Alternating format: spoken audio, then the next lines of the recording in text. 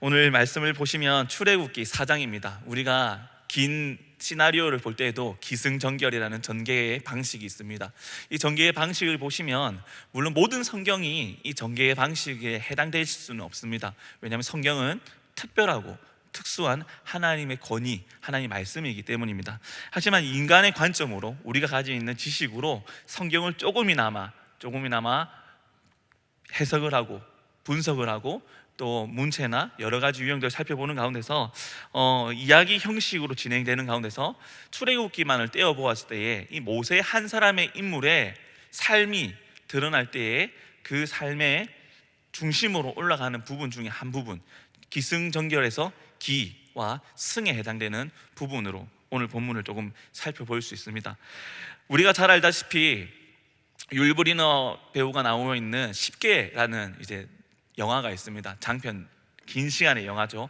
이 영화 저도 어릴 때 명절이나 아니면 성탄절 때 KBS 1TV를 보면 명작 영화 특별하게 또 하는 것을 보면서 재밌게 본 기억도 있습니다. 그리고 지금은 DVD를 사서 소장을 하고 있는 부분이기도 하고요. 이 영화를 볼 때마다 과연 저랬을까? 저 당시 이것을 어떻게 표현했지? 그리고 이러한 것을 많은 사람들이 보고 믿고 있는 것이 신기하기도 하고, 또 보지 않는 우리가 이것을 어떻게 이해하고 믿는지 이것도 신비롭다라는 생각을 항상 합니다. 또 주일학교를 다니고 있는 우리 자녀들을 볼 때에도 저보다 하나님을 사랑한다라는 말을 더 많이 표현합니다. 저에 대한 사랑도 있겠지만은 하나님 사랑합니다, 예수님 사랑합니다, 얼마만큼 사랑하니? 정말 사랑해요 라고 기계적인 답이 아니라 그 말에 담겨있는 마음이 느껴질 정도로 이렇게 표현을 하는 것을 최근에 많이 보았습니다. 그래서 나보다 더 믿음이 대단한 아이구나 라는 생각도 들고, 또 예수님께서 말씀하신 것처럼 어린아이와 같이 순수한 믿음이 정말 하나님 나라에 갈 수 있는 믿음이구나 라는 것도 가정에서도 경험을 합니다. 여러 가지 이야기가 있었지만은 그 10개의 영화를 보면서 이 영화의 큰 하이라이트는 열재앙과 그리고 열재앙 이후에 승리한 이스라엘 백성들, 그리고 승리한 이스라엘 백성들이 그들의 능력이 아니라 하나님의 능력으로 홍해를 건너서 쫓아오는 애굽 군대들을 무찔러버리는, 수몰시켜버리는 그 상황에서 모세의 찬양이 울려 퍼지면서 영화가 이제 그 결말을 맺게 됩니다. 그처럼 우리는 살면서 이 출애굽기의 중요한 부분을 이 열재앙에 많은 포커스를 두고 있습니다. 하지만 저는 오늘 제게 주어진 본문이 이 출애굽기 4장이기 때문에 4장의 일부분, 특히나 1절에서 17절까지 말씀을 묵상하고 생각하면서 여기서 발견할 수 있는 모세라는 인물의 특징은 무엇일까를 한번 같이 나눠보고자 합니다. 강의안을 보시면 이제 서론과 본론 이렇게 결론으로 지어져 있습니다. 서론을 보시면 출애굽기 시대의 상황과 이제 모세의 상황을 간략하게 나누고자 합니다. 성경 구절을 밑에 이제 각주로 조금은 기록해 놓았습니다. 그래서 성경 구절도 함께 살펴보면서 이 상황을 보고자 합니다. 출애굽기의 배경을 먼저 보시면 창세기 50장에 어떠한 사건으로 창세기가 결말이 지어집니까? 요셉의 죽음이죠. 요셉의 죽음으로 인해서 아브라함의 자손들, 또 아브라함의 언약이 이 애굽에서 지켜주심과 돌보심과 그리고 장성함, 그리고 하나님이 인도하시는 이 요셉이라는 인물의 삶이 이제 매듭을 짓게 됩니다. 그리고 출애굽기가 시작되면서 이 요셉을 알지 못하는 새 왕이 등장하였다고 기록이 되어 있습니다. 출애굽기 1장 8절에 기록이 되어 있는데요, 이 새 왕에 대한 여러 가지 고고학적인 자료들과 그리고 신학적인 해석들이 많은데 그 중에 몇 가지만 제가 이야기를 드리고 싶습니다.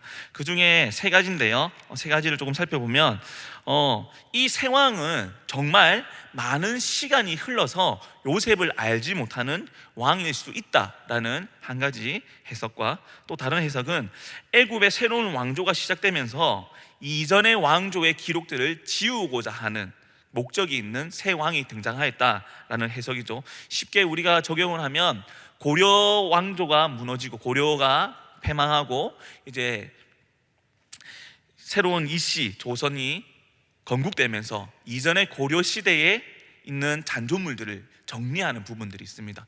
그처럼 이 애굽의 새 왕도 이전 왕조의 것을 다 지우고 새로운 왕조의 시작과 함께 자신들의 업적들을 남기고자 또 왕위를 감고 나고자 하는 목적이 있지 않겠냐라는 이야기가 두 번째 이야기고요. 그리고 세 번째 이야기는 의도적으로 이 요셉이란 인물이 어느 나라 사람입니까? 어느 민족입니까? 애굽 민족, 애굽 사람이 아니죠. 히브리 사람입니다. 그렇기 때문에 이방인이 우리나라의 총리로서 역임을 앓고 그 총리로서 역임할 때에도 엄청난 업적이 있는 이 총리에 대한 요셉을 지우고자 하는 목적이 있지 않냐라는 해석들이 있습니다. 간단하게 세 가지 이제 해석으로 정리를 했는데요. 종합적으로 보면 어떻게든 이 요셉을 알지 못하는 새 왕이 등장함으로 인해서 이 히브리 사람들이 어떠한 사람들이고 요셉이 무엇을 했는지, 왜 저 사람들이 우리 애굽 사람보다 번성하고 있고 강한지를 모르고 있다는 것입니다. 요셉의 업적이 대단해서가 아니라 이 히브리 사람 또한 요셉을 통하여서 하나님이 그에게 어떠한 은혜를 베풀어 주셨고 그를 어떻게 인도하셨는지를 볼 수 있는 방법이 없는 시대, 새 왕이 등장했다는 것이죠. 요셉이 대단한 것이 아니라 요셉과 함께하는 그의 신 하나님이 그에게 지혜 주시고 은혜를 베풀어 주시고 그와 함께하는 이들에게 번성함을 주셨다는 것을 볼 수 있는 매개체가 없다라는 것입니다. 즉 이스라엘 백성들, 히브리인이 살아도 히브리인이 하나님 백성으로 살아갈 수 있는, 드러낼 수 있는 율법이 아직 존재하지 않기 때문에 그들의 문화나 특성이 부각되지는 않는다는 것이죠. 다만 하나님, 아브라함과 이삭과 야곱과 요셉의 하나님이라는 것, 그것을 기억하고 살아가는 이스라엘 민족이라는 것입니다.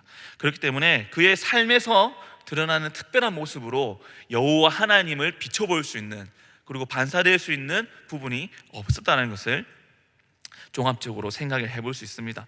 이러한 상황에서 이제 이스라엘의 번성을 두려워하게 됩니다. 새 왕이 이것을 두려워하여서 그가 새로운 정책을 펼치고 있는데요. 출애굽기 1장 7절과 9절을 한번 볼게요. 성경 구절 보시면 강의 안에 있습니다. 7절과 9절을 보시면 7절에 이스라엘 자손은 생육하고 불어나 번성하고 매우 강하여 온 땅에 가득하게 되었더라라고 기록이 되어 있습니다. 이 애굽 민족들이, 또 애굽의 새 왕이 그 나라에 있는 많은 민족들을 볼 때에 이 히브리 민족이 굉장히 번성하고 강한 민족으로 성장해 있다는 것입니다. 그러면 그들에 대한 부당함이 커질까요? 아니면 그들에 대한 자부심이 애굽 왕으로서 커질까요? 내가 부국강병하에서 다른 민족들도 이렇게 번성하게 할 수 있는 능력 있는 왕이야, 통치자야 라고 생각할까요? 전혀 그런 생각이 없었을 것입니다. 이 성경 말씀처럼 하나님께서 바로의 그 관점을 보신 것처럼 바로에게는, 이 애굽의 왕에게는 두려움이 더 커졌다는 것입니다. 그리하여서 어떠한 일을 하냐? 노역을 지우게 되죠. 이 강인한 자들, 이 번성하는 히브리 민족들에게 노역을 지어서 그들을 억압하자, 그리하여서 그들의 힘을 빼고 힘을 뺏어버리자라는 것이 새 왕의 정책이었다는 것입니다. 하지만 이 히브리, 이스라엘 민족들은 그러한 억압과 노역 가운데서도 특별하게 하나님의 은혜로 말미암아 계속해서 번성해 나가는 것을 볼 수 있습니다. 그리하여서 출애굽기 2장을 보시면 이 바로 왕이 어떠한 정책을 펼칩니까? 아기가 태어나면 아기를 죽여라 라고, 그 산하 제한이 아니라 아예 그냥 이 히브리 민족의 계보를 끊으려는 정책을 펼치는 것을 볼 수 있습니다. 그만큼 이 요셉을 알지 못하는 새 왕에게는 히브리 민족은 가시 같은 존재, 부담스러운 존재였다는 것입니다. 그러한 상황에서 계속되는 억압이 오랜 기간 억압이 되었습니다. 그래서 이스라엘 민족들이 어떠한 심정을 표현하냐? 성경에서는 부르짖었다라고 표현을 하고 있습니다. 서론의 세 번째 보시면 성경 구절이 출애굽기 2장 24절과 그리고 3장 7절이 있습니다. 성경 구절 한번 보시면 출애굽기 2장 24절에 하나님이 그들의 고통 소리를 들으시고 하나님이 아브라함과 이삭과 야곱에게 세운 그 언약을 기억하사 여호와께서 이르시되 내가 애굽에 있는 내 백성의 고통을 분명히 보고 그들의 감독자로 말미암아 부르짖음을 듣고 그 근심을 알고 이스라엘 백성들이 힘들어하는 것을 그리고 하나님께 부르짖음을 통하여서 하나님이 그것을 기억하시고 들으셨다라는 것입니다. 그리고 그 가운데서 애굽은 계속해서 노역을 부과시켜서 이 이스라엘을 억압하려고 하였습니다. 하지만 여기 함께 보았던 성경에서도 말씀한 것처럼 하나님이 이 부르짖음 때문에 애굽에서 구원하신 것이 아니라 이 구원의 계획은 노역 이전에 하나님이 세우시고 맺어 놓으셨던 약속이 있습니다. 그것이 아브라함의 언약입니다. 앞서 말씀드린 것처럼 갈라디아서에서도 등장하지만은 출애굽기 이 3장에서도 출애굽기 2장 24절에서도 하나님이 아브라함과 맺었던 그 언약을 기억하고 계신다라고 분명히 말씀하고 계신다는 것이죠.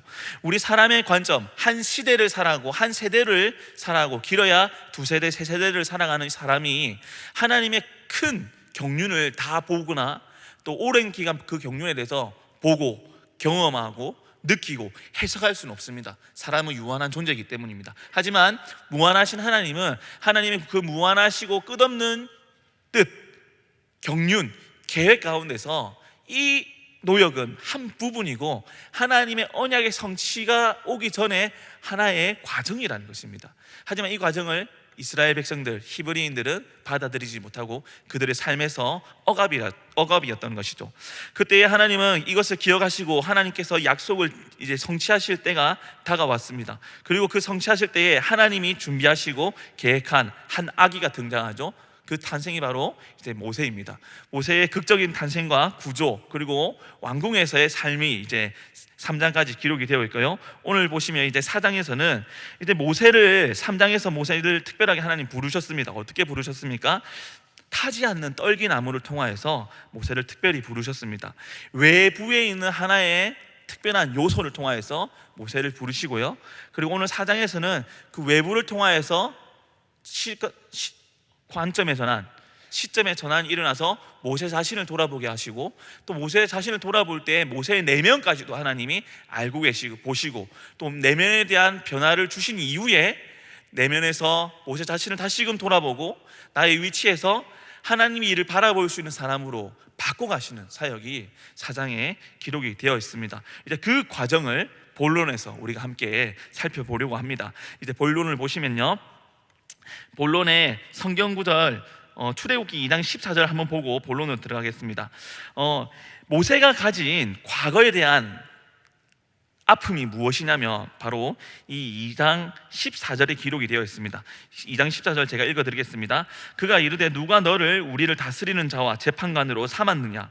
네가 애굽 사람을 죽인 것처럼 나도 죽이려느냐? 모세가 두려워하여 이르되 일이 탈로 되었도다 라고 기록이 되었습니다.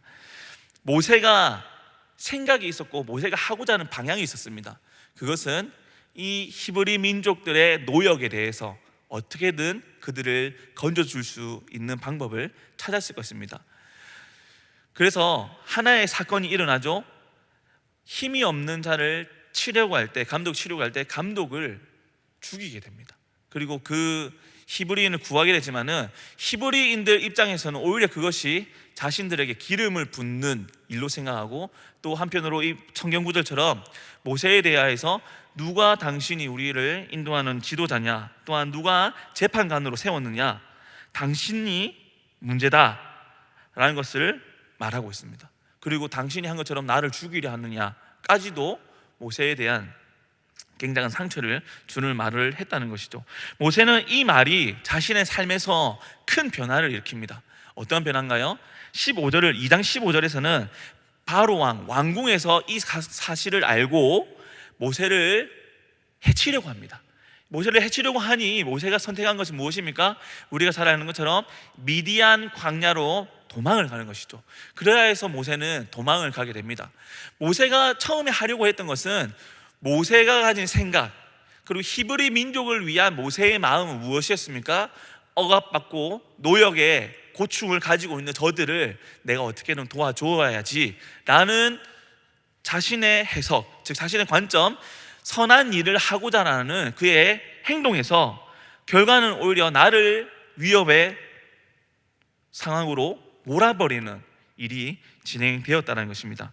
그래야 해서 모세에게 과거에 대한 인식은 무엇이냐? 바로 이스라엘에 대한 불신이 생겨버립니다. 나는 당신들에게 선한 마음으로 당신들에게 선대하고 베풀었지만은 당신들은 나에 대해서 어떻게 바라보냐? 누가 당신을 지도자로 세웠냐? 재판관으로 세웠냐? 당신이 우리를 죽이려 하느냐까지 이야기를 듣게 되었다는 것이죠. 그래서 모세는 이스라엘에 대한 추억, 기억은 부정적인 기억을 가지게 되었습니다. 이스라엘은 나를 미워하고 싫어해 라는 두려움을 하나 가지게 된 것이죠. 또 한 가지는 모세가 가진 과거 중에 애굽에 대한 두려움도 있습니다. 앞서 말씀드린 것처럼 출애굽기 2장 15절에서 왕궁에서 이제 모세를 해치려고 하니 모세가 미디안으로 도망갔다고 기록이 되어 있습니다.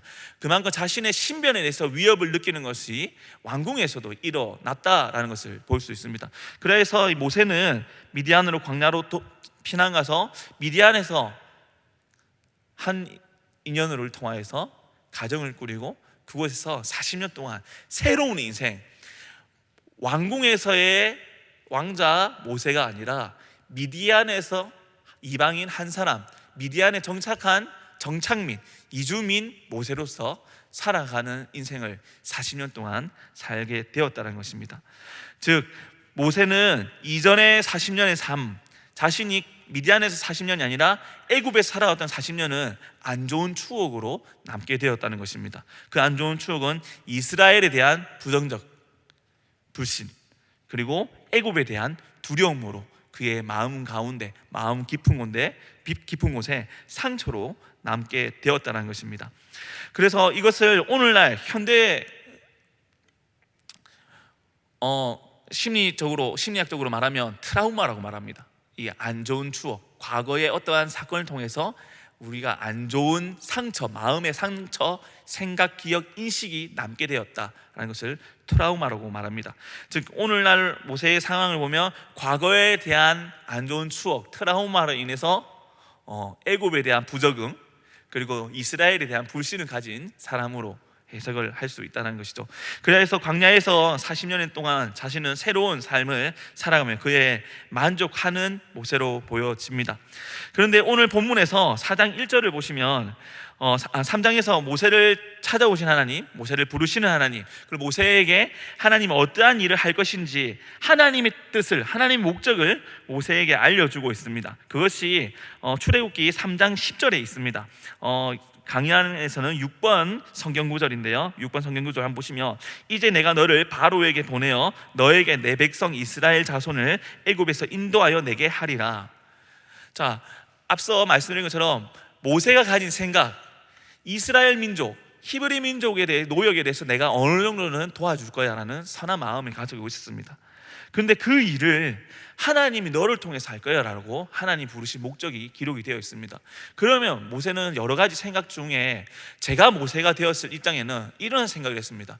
아니, 내가 그 생각을 갖고 그 마음을 가지고 일할 때는 아무 신도 도와주지 않았는데, 특히 우리 이스라엘 민족이 부르짖는 그 신 여호와는 나에게 아무 반응도 하지 않았는데, 이제 와서 이 광야에서 새로운 삶을 살고 있는, 현실에 내가 만족하는 삶을 살고 있는 나에게 이제 와서 애굽에 돌아가서 그 두려움을 극복하고 너를 불신하고 네가 미워하는 이스라엘 민족을 향하여서 건져내라, 무엇보다도 왕궁에 들어가서 바로에게 나아가서 말하여서 건져내라 라는 것이 어떻게 받아들여질까요?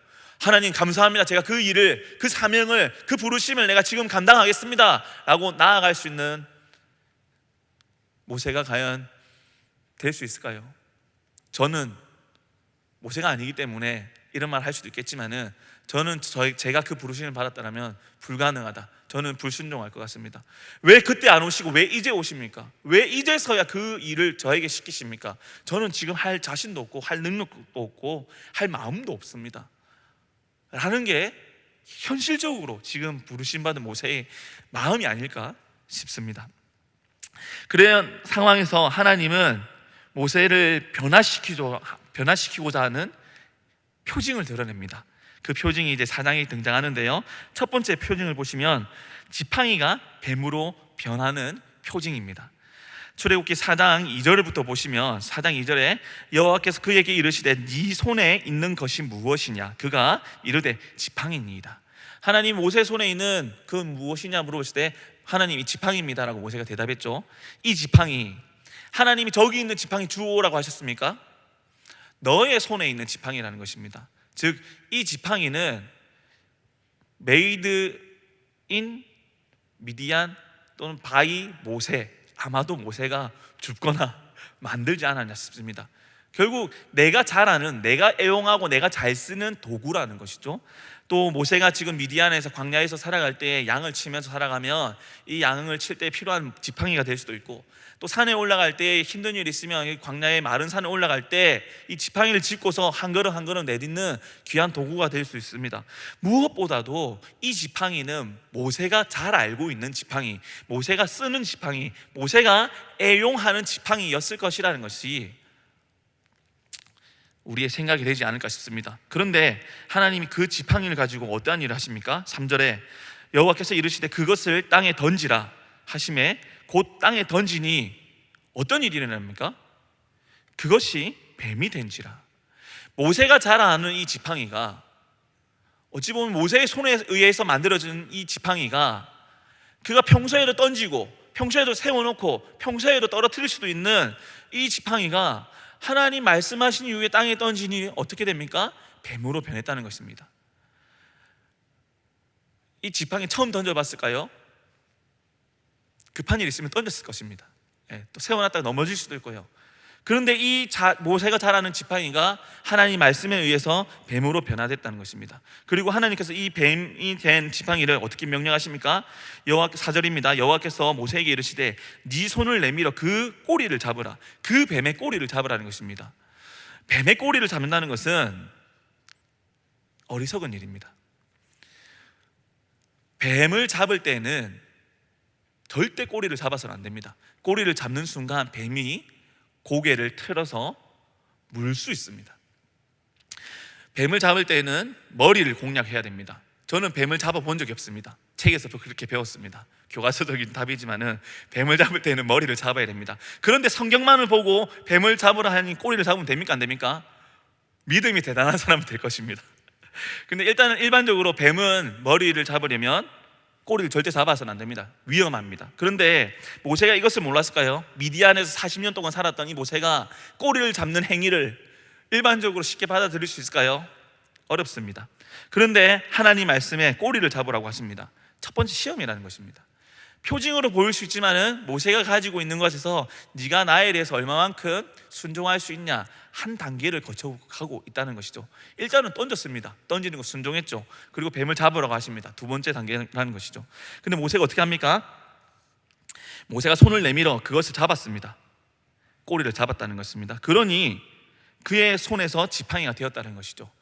하나님이 하나님 말씀에 변화된 지팡이가 또 하나님 말씀에 의해서 꼬리를 잡은 모세가 그 뱀이 지팡이로 돌아오는 것을 경험했다는 것입니다. 특별한 경험입니다. 이 특별한 경험에 모세는 어떠한 마음이 들었을까요? 하나님은 능력이 있는 분이구나. 처음 내가 보았을 때에 타지 않는 저 떨기나무, 예사롭지 않았어. 그런데 내 지팡이가 이렇게 뱀으로 변하는 거 굉장히 놀라운 일이야. 이건 분명히 신이 하시는 일이야. 절대자가 하는 일이야 라고 분명히 그의 마음에 확신이 생겼을 것입니다. 그러나 그 확신은 온전한 믿음으로 가기에는 부족합니다. 왜냐? 모세가 하나님 말씀에 변명하는 것이 3장에서 4장까지 이어지고 있기 때문입니다. 만약 온전한 믿음으로 변화되었다면 모세는 선언하고 나아갔을 것입니다. 하나님, 저를 사용하셔서 하나님 뜻을 이루소서라고 말할 수 있었을 것입니다. 그런데 그러한 일이 일어나지 않죠. 계속해서 모세는 두 번째 표징을 경험하게 됩니다. 그 두 번째 표징을 경험하는 것이 기록이 되어 있는데, 두 번째 표징이 무엇입니까? 건강한 손이 나병으로 변화되는 표징입니다. 손을 너의 품에 넣어라 하고 그 손을 품에 넣었던 손이 꺼내보니 하얀 눈과 같이 나병이 걸려있고, 다시금 품에 넣으라 하니 그 나병에 걸린 손이 다시금 깨끗하게 변화되었다는 것입니다. 이 변화되는 사건 쉬운 일이 아니죠. 특히나 지팡이가 뱀으로 변하는 것도 쉬운 일은 아니지만은 건강한 손이 나병에 걸리는 것, 피부병에 걸리는 것은 더 놀라운 일입니다. 왜 더 놀라운 일이냐? 변하는 것도 놀라운 일이지만은 당시 고대 사람들에게 피부에 일어나는 질병은 굉장한 저주입니다. 저주. 신이 저 사람에게 저주를 내렸어. 저 사람은 부정한 사람이야 라고 생각할 수 있다는 것이죠. 율법이 이 모세에게 주어지기 전에, 레위기서가 이스라엘 백성들에게 전해지기 전에도 고대 근동에서는 피부병이나 병을 앓고 있는 것, 외부적으로 병이 드러나는 사람은 신에게 저주받은 사람이다라고 손찌검을 받는 것이 대부분이었습니다. 특히나 이 율법이 없을 때에도 그 무리 가운데서 피부병을 앓게 되면 추방당하거나 내쫓임 당해서 밖에서 굶어서 변사로 돌아갈 수 있는 상황이라는 것이죠. 그런데 이 병이 순간에 일어났다가 순간에 사라지는 것을 경험한 모세는 하나님 대단한 분이라는 것을 다시금 느끼게 되었을 것입니다. 그런데 모세는 확신을 가지지 못합니다. 왜냐? 그의 과거에 있는 두려움이 하나님께 한 걸음 더 나아가고 온전한 믿음으로 나아가기에 장애물이 되고 있기 때문입니다. 그 장애물이 무엇이었습니까? 앞서 말씀드린 것처럼 애굽에 대한 두려움과 이스라엘 민족에 대한 불신입니다. 이스라엘 민족에 대한 불신, 이것은 3장에서부터 계속 등장하고 있습니다. 하나님 명령하셔서 제가 글로 갔을 때 그들이 나를 믿지 아니하면, 하나님께서 전하란 그 말을 저들이 믿지 아니하면, 하나님 만나고 하나님 나를 보냈다는 것을 이스라엘 민족들이 믿지 아니하면 저는 어떡합니까? 믿지 않으면 어떻게 할까요? 라는 것에 대해서 지금 이 표징을 먼저 모세에게 보여주고 계시는 하나님이라는 것이죠. 모세는 한 사람으로 보이지만 어찌 보면 이스라엘 민족의 대표적인 하나의 예시, 대표자일 수도 있습니다. 불신하는, 그들이 하나님에 대해서 구하고는 있으나 온전한 믿음으로서 구하는 것이 아니라 현재 있는 상황에서 불평과 불만의 감정 바지로 쏟아내는 하나의 신으로 생각하고 있지 않냐라는 것을 우리가 생각해 볼 수 있다는 것입니다. 그런데 이 생각을 하나님은 알고 계셨을까요? 모르셨을까요? 하나님은 알고 계셨습니다. 아시기 때문에 먼저 모세를 부르시고 모세에게 부른 목적과 그리고 표징을 통하여서 네가 가진 두려움, 네가 가지고 있는 일반적인 생각, 뱀의 꼬리를 잡으면 안 된다라는 것도 거슬러서 머리를 잡으라. 머리를 잡아야 되는데 그 꼬리를 잡으라고 명령하신 하나님, 일반적인 생각을 역전시킨 하나님을 통해서 하나님을 보고 하나님을 만나고 하나님과 함께 할 때에는 세상의 이치와 법칙을 따라서는 안 되고 하나님의 방법을 따라가야 된다는 것을 모세에게 조금이나마 보고 경험하게 훈련을 시키시는 하나님을 볼 수 있다는 것입니다. 하나님은 능력이 부족해서 조금씩 변화시키는 것이 아닙니다. 하나님은 인격적이기 때문에 충격 여부보다는 하나님 우리의 눈높이를 맞춰주시고 우리의 연약함을 아시기 때문에 그 연약함의 한 부분 한 부분을 고쳐나가시고 만져가시고 또 만지심으로 인해서 다시금 온전한 자리로 인도하고자 하는 함을 모세를 통하여서 구원 계획을 전체를 열거하고 계신다는 것이죠. 출애굽기는 이렇게 발전이 되고 있습니다. 기승전결. 모세라는 인물을 통하여서 열재앙을 바라보는 것이 아니라 모세라는 인물을 통하여서 하나님이 고치고자 하는 것이 무엇이냐, 하나님이 건지고자 하는 것이 무엇이냐, 하나님이 이스라엘 백성을 어떻게 변화시킬 것이냐, 함께함으로 세상의 방법이 아니라 하나님의 방법을 가르치고 그 방법을 순종하는 자에게 나의 능력을 통하여서 하나님에 대한 인식과 하나님에 대한 확신을 가질 수 있는 믿음의 백성으로 만들어 가고자 하는 것을 모세를 통하여서 하나님 먼저 나타내고 계신다는 것이죠. 이 표징은 모세를 움직일 수 있을까요? 움직이지 못했을까요? 아시기 때문에 모세가 쉽게 움직이지 않았습니다. 모세가 놀라움을 경험하였지만은 그래도 이스라엘 백성들이 이것을 믿지 아니하면이라고 하나님께 다시금 질문하고 있습니다. 그래도 하나님은 다른 표징들, 더 나은 표징을 통하여서 그들이 믿게 될 것이더라고 8절에 말씀하십니다. 8절 말씀 볼까요? 여호와께서 이르시되 만일 그들이 너를 믿지 아니하며 그 처음 표징을 받지 아니하여도 나중 표적의 표징은 믿으리라. 조금씩 바꿔낼 것이다. 조금 조금씩 내가 그들을 회복시킬 것이고 그들을 나의 백성으로 만들어 갈 것이다라는 것을 하나님이 말씀하고 계신다는 것입니다. 9절 말씀에 그들이 이 두 이적을 믿지 아니하면 내 말을 듣지 아니하거든 너는 나일강 물을 조금 떠다가 땅에 부으라. 네가 퍼온 나일강 물이 땅에서 피가 되리라. 조금 더 큰 충격적 법으로 하나님이 이적을 보일 거라고 말씀하십니다. 10절 말씀에 하지만 모세는 그에 대해서도 두려움이 아직도 남아 있습니다. 모세가 여호와께 아뢰되 오 주여 나는 본래 말을 잘하지 못하는 자니이다.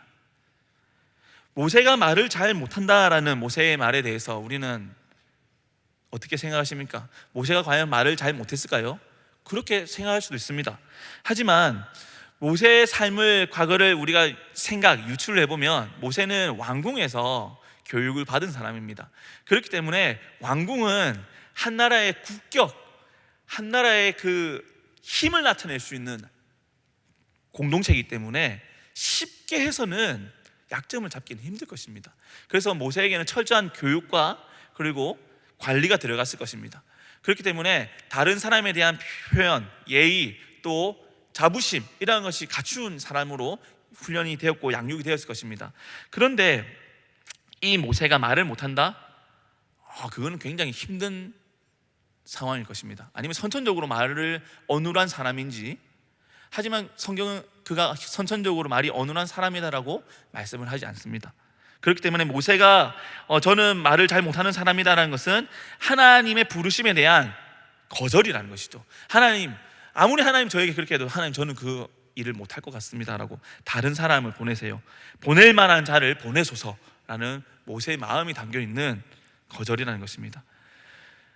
그리고 이 모세가 말을 잘 못한다는 해석에 대해서 몇 가지 이야기가 있는데 몇 가지 이야기 중에 한 가지는 선천적으로 말을 잘 못하는 사람, 두 번째는 모세의 겸손한 표현, 왜냐하면 왕궁에서 예의범절을 교육받았기 때문에 겸손한 표현, 또 한 가지는 미디안에서 40년을 통하여서 이전의 삶을 우리가 가물가물해졌다, 이전의 삶에서 새로운 삶으로 사람이 바뀌었기 때문에 이전의 부분에 능숙하지 못하다 라는 표현으로 하였을 것이라는 해석들이 있습니다.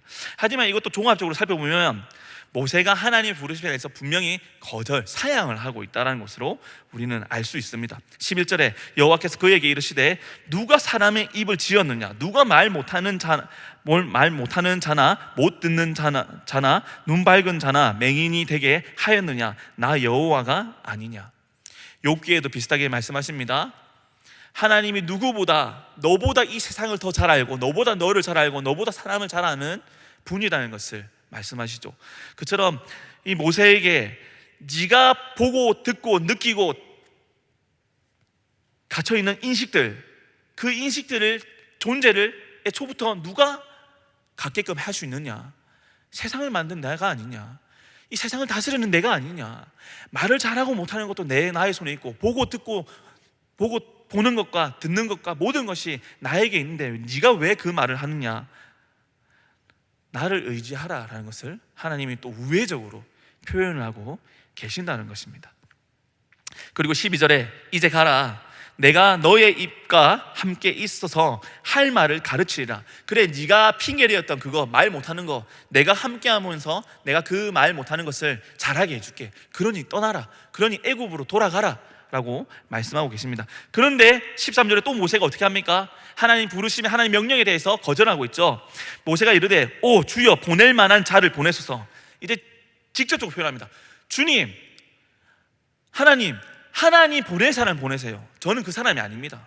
딴 사람 찾아보세요 라고 모세가 말을 하고 있다는 것입니다. 이에 대해서 하나님께서 어떻게 말씀하십니까? 14절에 하나님의 노하심이 표현되고 있습니다.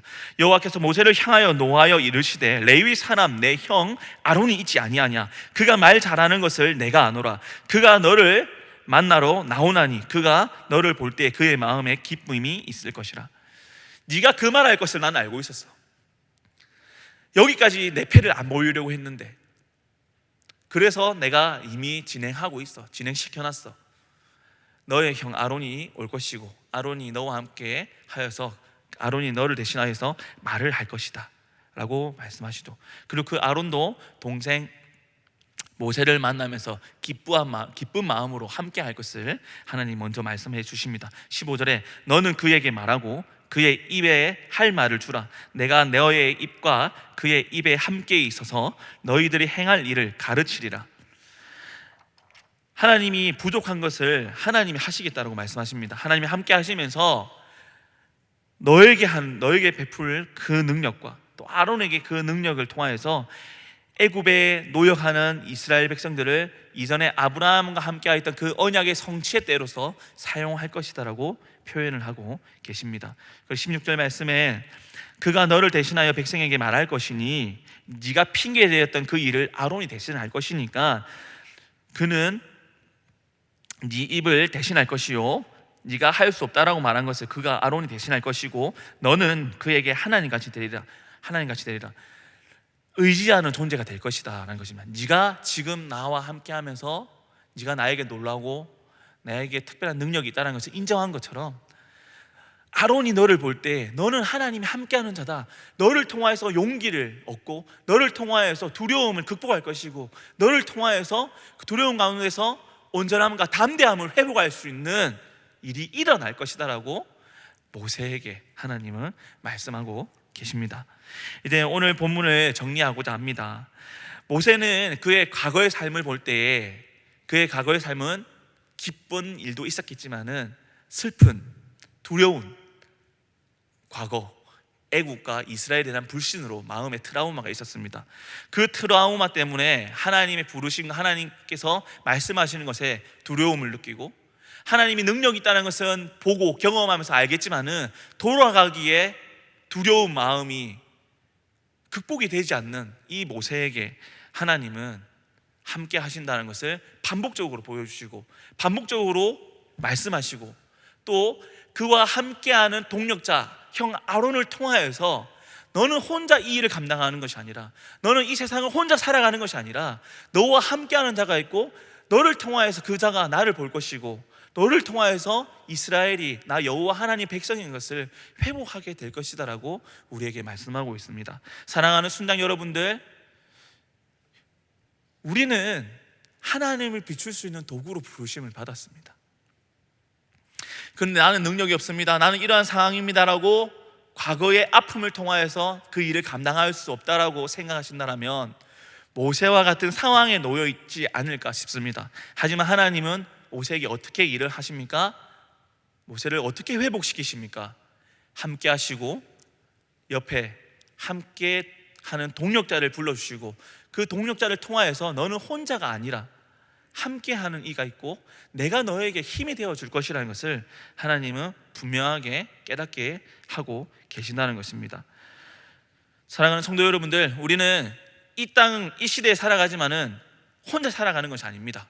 함께 예배드리는 공동체도 있고 함께 신앙생활하고 교제하는 우리의 친공동체도 있고 더욱더 넓게 보면 함께 기도하는 기도의 공동체가 있기 때문에 하나님 백성으로 우리는 살아가고 있다는 것을 잊지 마시고 하나님을 찾고 하나님을 부르짖고 하나님이 언약 가운데서 하나님 약속 가운데서 그 약속의 때를 바라보고 인내하고 기다리고 만끽하고 성취되는 것을 경험하는 우리 귀한 한 사람 한 사람으로 살아가시기를 예수님 이름으로 소망합니다.